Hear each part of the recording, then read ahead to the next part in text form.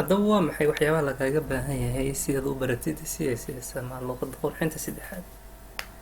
Requirementiga ugu horeeyo. Okay, marka waxaan leenahay waa maxay waxa laga rabo intaadan inaad taqaanid xilligan, yacni xilligan la taagan yahay markaad adiga CSS baranaysid waxaa lagaaga baahan yahay inaad taqaanid. intaadan kusii socon barashada luqadda qurxinta saddexaad waa inaad aqoon ka haysataa. Okay, waa inaad ka haysataa hordhac markay ugu yartahay sida halkan ku xusan. HTML iyo XHTML labada luqadood waa isku wada mid, wax yar bay ku kala duwan yihiin. haddaba sidaa awgeed anaga middaa ban waa isku wada midoo marba hadaad mid baratid midda kale waa taqaanaa, keliya waxyaaba yar bay ku kala duwan yihiin. haddaba HTML ama XHTML haddaad rabtid inaad kuwaana wax ka baratid booqo playlistigeeni channelkeeni youtube-ka barashada bulshada haddaad ku guda jirtid, kadibna waxaad doorataa waa HTML full course af Soomaali barashada bulshada. playlistigaasina 10 course baa ka socda, coursigaas oo isagana ah HTML. haddaba waxaan rajeynayaa markaa HTML-ka iyo CSS-ka inay isla soconayaan. haddaba haddii adiga aad rabtid markaa CSS inaad wax kasii baratid oo si fiican aad u fahantid, halkaa booqo, halkaana la soco, labada playlist isku qaado si aad u noqotid sameeyay website oo dhammaystiran. sidaa iyo qaybta requirementiga halkaa baan uga sii bixinaa. haddaba waa maxay, yacni waxaan ku guda jirnaa waa hordhicii qurxintii saddexaad ama CSS introduction. waxaanu ku furanaynaa waa maxay CSS ama waa maxay qurxintu.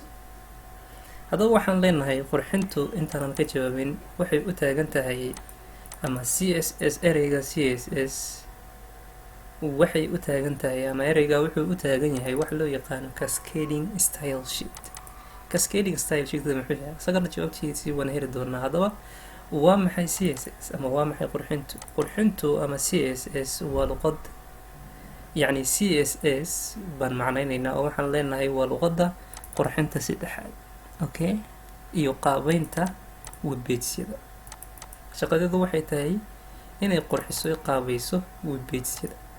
haddaba sidaa awgeed haddaba waxaan leenahay qaabeynta, qeexidda iyo sida loo qaabeeyo elements-yadaba intaba waxaan ku qaadan doonaa waa isla cashirka. haddaba sidoo kale waxaan leenahay qaabeynta waxaa lagu soo daray ama qurxinta gudaha maaragtay asalkeedii waxaa lagu soo daray HTML markii lasii marayay visionkii ahaa 4.0. anaga hadda waxaan maraynaa waa HTML5. haddaba sidaa awgeed si loogu xaliyo dhibaatadan maxay ahayd iyadana waan ka arki doonaa tusaalooyin. haddaba sidoo kale waxaa jira wax loo yaqaano external style sheet. ayaduna waxay xalin kartaa shaqooyin badan. external style sheet waxaa loola jeedaa qurxinta ka madax banaan HTML-ka documentska gudihiisa. haddaba waxaan leenahay external style sheet ama qurxinta ka